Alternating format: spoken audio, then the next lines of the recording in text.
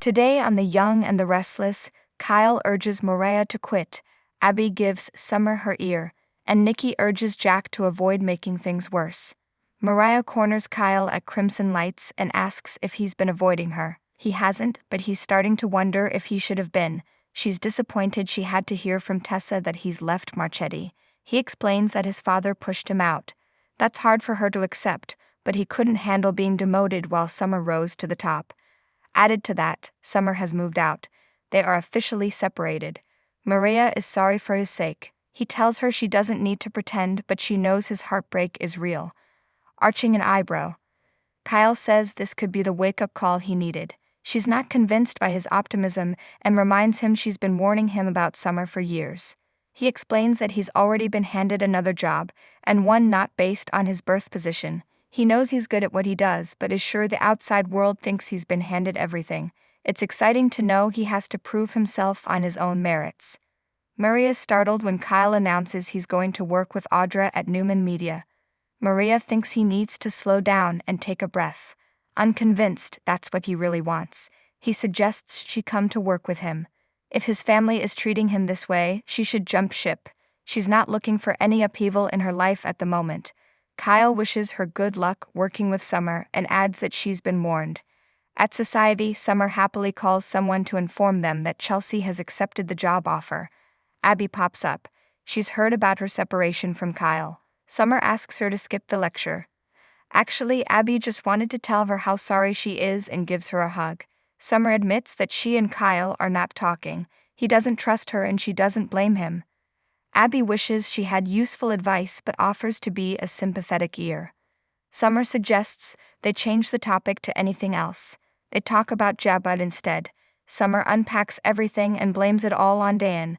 Abby is startled to hear about what her own mother has been up to. She has no idea what to do if there's a board vote and will have to abstain if it comes to that. Summer thinks she's going to have to pick a side. Left alone, Summer reads an article about Kyle leaving Marchetti and sighs. Abby sends her mom a text to ask if the company with Tucker is really happening. Jack bumps into Nikki at the jazz lounge. She knows he's been facing some conflicts in his family and asks if he has the board behind him. Getting defensive, Jack wonders if this is a friendly conversation or a fact-finding mission. She thinks he's being paranoid and is offended that he would think she has ulterior motives. She's not a spy looking for a scoop. Ashley and Tucker's new company is Big News. When she threatens to walk away offended, Jack apologizes and convinces her to stay. He explains how he was sideswiped by his own sister. Nikki thinks that's awful but suspects this is about revenge against Diane. He thought so at first, but is starting to think it's more. The situation with his sister is untenable. Nikki knows that they have had vicious fights in the past, but they've come back from the rifts. He suspects this is something more than before. It's like Tucker is tapping into a rage she has against him and Diane is just an excuse. Interview with Carmen Grimes and Brock Powell.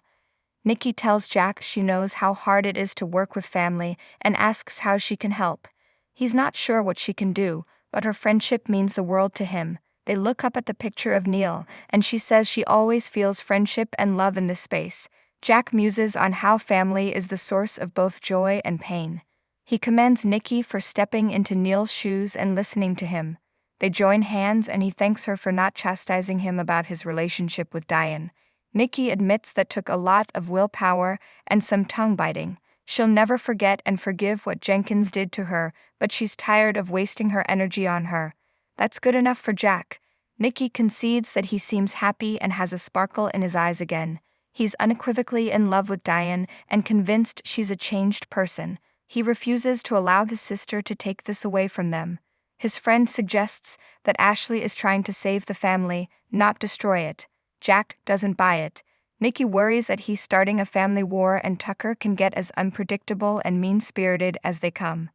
Does he really want to go back to being the person he was when he was battling with Victor? Diane wanders into Jack's office at Jabud and sees Billy relaxing on the couch. She admits she's been looking for him and asks him to step out for a drink so they can discuss something important.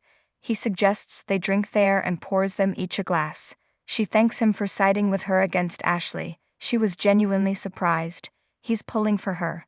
He hasn't seen his brother so happy in a long time and doesn't believe she's after Jabut. They discuss Tucker and how little they trust him. She worries about how low he will sink and doesn't think Jack can match it. Billy admits he's capable of playing dirty and tells her to stop being coy and put her cards on the table. He's trying to protect his family company. What about her? She's trying to protect her fiancé. Diane wants to keep him free of the mud.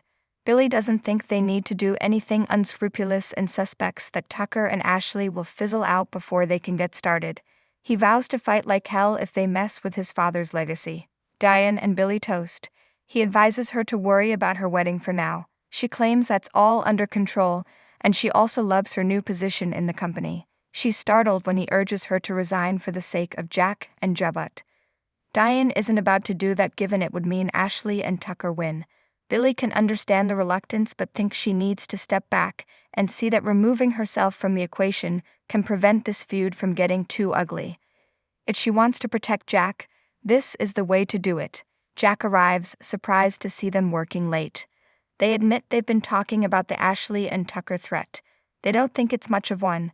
Jack couldn't disagree more and hopes his brother will be fighting on their side. Billy assures his brother that he will always do what needs to be done for Jabut. At the Abbott house, Ashley is impressed to see Tucker has flowers and champagne ready for her but wonders why. He explains his PI is closing in on Carson, plus they are madly in love. Is that so? She asks. He notices she won't say the L word and seems to enjoy teasing him. This is starting to worry him. He suspects that she is just waiting for him to revert to his old ways. She admits that she is testing him, but what's wrong with that? This is more than a game for him. She's building a wall around her heart and depriving herself of joy. He wishes she would join him in his happiness. Ashley says she likes things the way they are. They have a transactional relationship, and this may be as good as it gets. Her heart is guarded for good reason. Ordering Tucker to pour champagne, Ashley puts the next part of their plan on the agenda. She toasts to pulling the rug out from Jabut one employee at a time. That sounds slow and tedious to him. Ashley doesn't want to destroy Jabut. She wants to save it by luring the best of the staff away, by making it clear that Diane is to be hated and distrusted. If she can't save her brother, she will at least save her father's legacy. They go over the plan to send Phyllis after Diane and weaken the company by picking people away. Ashley is sure Diane will be thrown off and do something stupid, as simply Ashley gets up and running with the best of the Jabut staff. She thanks him for helping her with all of this. He'd like her to thank him by admitting she loves him. Ashley says he talks too much. Besides, actions speak louder than words. After kissing him, she grabs the bottle and heads upstairs. Tucker sits alone and thinks.